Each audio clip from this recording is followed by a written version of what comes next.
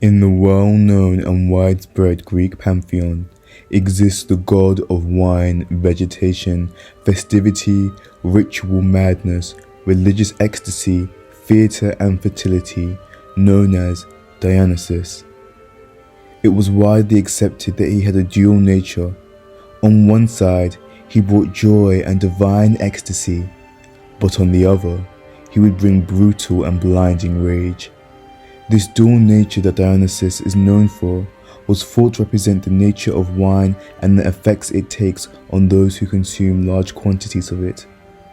It is believed that unlike other gods who had their followers build temples to praise them, Dionysus wandered the world actively spreading his cult.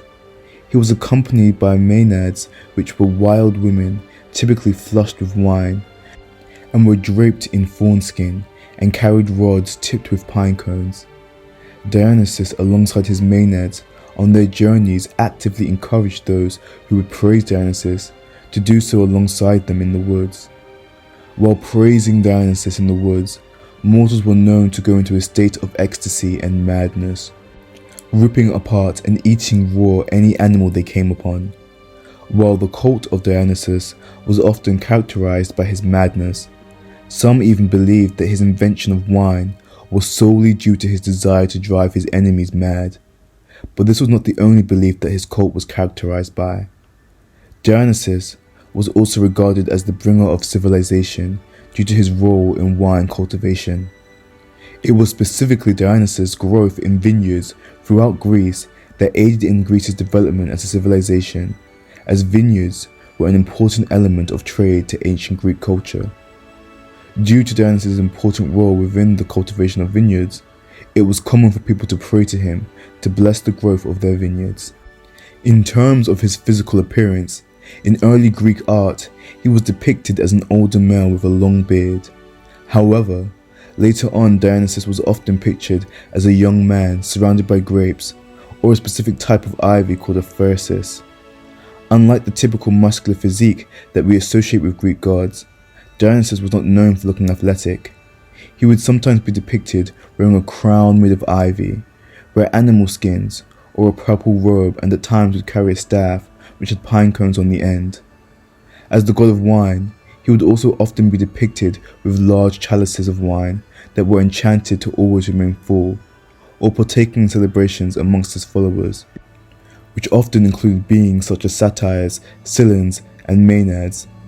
He was known to have the power to drive those around him into ravenous states of ecstasy, or inspire his followers to create detailed and immaculate works of art and literature. Some also believed that Dionysus had the ability to control the vines of ivy and grape plants, as he would bless the production of grape farmers.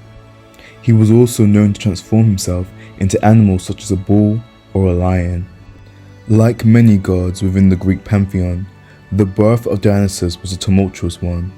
He is the son of the king of all of the gods, Zeus, and his mother was Semele, a human woman. When Zeus's wife Hera discovered her husband's affair with Semele, she devised a plan to trick Semele into requesting Zeus to reveal his true form. Unfortunately, Hera was successful in deceiving both Zeus and Semele, and he subsequently revealed his true form to Semele. The true form of a god is known to be overpowering for any mortal, and viewing Zeus in this manner proved to be too much for Semele, as it led to her demise. While Zeus could not save Semele, he managed to save the unborn fetus of Dionysus by sewing the fetus into his own thigh until he was strong enough to be born into the world. The unique circumstances surrounding Dionysus' birth connected him to both the heavenly and earthly realms. And to safeguard his son from Hera's rage, Zeus raised Dionysus secretly under the watchful care and guidance of nymphs in the enchanting Mount Nysa. Dionysus would go on to partake in numerous journeys throughout both the realms of mortals and those of the divine, until his journeys would eventually lead him to Mount Olympus, where he would earn a place amongst the Olympian gods.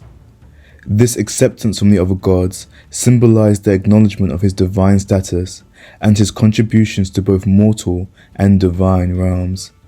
As such, Dionysus held a pivotal role on bridging the gap between the divine and mortal realms, as he would represent the life force of both creation and destruction. This has been a brief dive into the Greek god of fertility, Dionysus.